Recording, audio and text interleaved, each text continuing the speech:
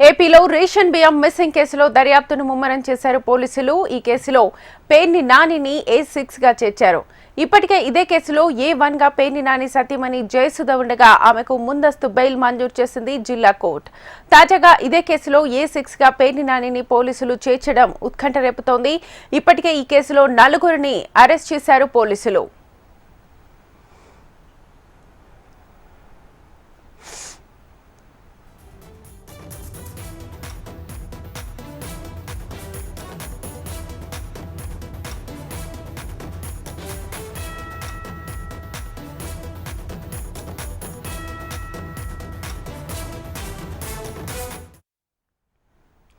ఏపీలో రేషన్ బియ్యం మిస్సింగ్ కేసులో దర్యాప్తును ముమ్మరం చేశారు పోలీసులు. ఈ కేసులో పేర్ని నానిని A6 గా చేర్చారు.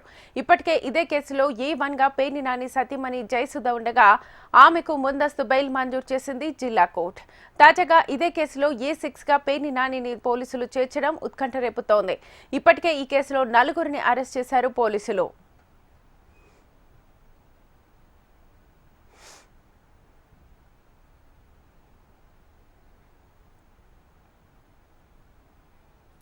ఏపీలో రేషన్ బియ్యం మిస్సింగ్ కేసులో దర్యాప్తు ముమ్మరం చేశారు పోలీసులు. ఈ కేసులో పేర్ని నానిని A6 గా చేర్చారు. ఇప్పటికే ఇదే కేసులో A1 గా పేర్ని నాని సతీమణి జయసుధ ఉండగా ఆమెకు ముందస్తు బెయిల్ మంజూరు చేసింది జిల్లా కోర్టు.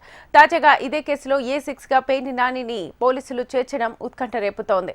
ఇప్పటికే ఈ కేసులో 4గురిని అరెస్ట్ చేశారు పోలీసులు. ఇదే అంశానికి సంబంధించి ఫుల్ డీటెయిల్స్ మా ప్రతినిధి కాంతి అందిస్తారు. కాంతి,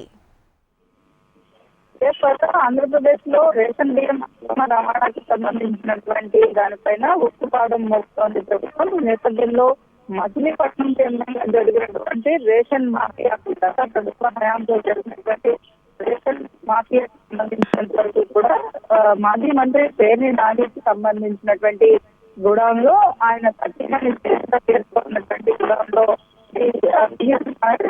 బస్తాలు మాయం కేసులో A6 గా మాజీ మంత్రి పేర్ని నానిని కూడా చేర్చడం జరిగింది. అయితే ఇప్పటి వరకు ఆ కేసులో ఏమంగా ఆయన సతీమణి జయసుధ ఉన్నారు. దాంతో పాటుగా A2 గా ఆయన PA మానస్ తేజ్ ని కూడా పెట్టడం జరిగింది. అయితే మానస్ తేజ్ తో పాటు మరి కొంతమందిని రిమాండ్ కి తరలించారు. రిమాండ్ నిన్న రాత్రి జరిగినటువంటి ఏదైతే జిల్లా కోర్టులో జరిగినటువంటి దాంట్లో వారిని రిమాండ్ కి తరలించడం జరిగింది. అయితే రిమాండ్కి తరలించడం జరిగింది. అయితే A1 గా ఉన్నటువంటి పేర్ని నాని భార్య జయసుధాకి నిన్న జిల్లా కోర్టు ముందస్తు బెయిల్ని అయితే మంజూరు చేయడం జరిగింది. ఈ నేపథ్యంలో ఆమెకు ఊరట లభించిందని చెప్పాలి. అయితే ఇదే కేసులో మాజీ మంత్రి పేర్ని నానిని A6 గా చేరుస్తూ పోలీసులు ఛార్జ్షీట్ ఫైల్ చేయడం జరిగింది. అయితే దీనికి సంబంధించినంత వరకు కూడా ఏదైతే ఇప్పటికే పేర్ని నానికి అలాగే ఆయన కుమారుడు పేర్ని కిట్టు ఇద్దరికి కూడా విచారణకి రావాలి అని చెప్పి నోటీసులు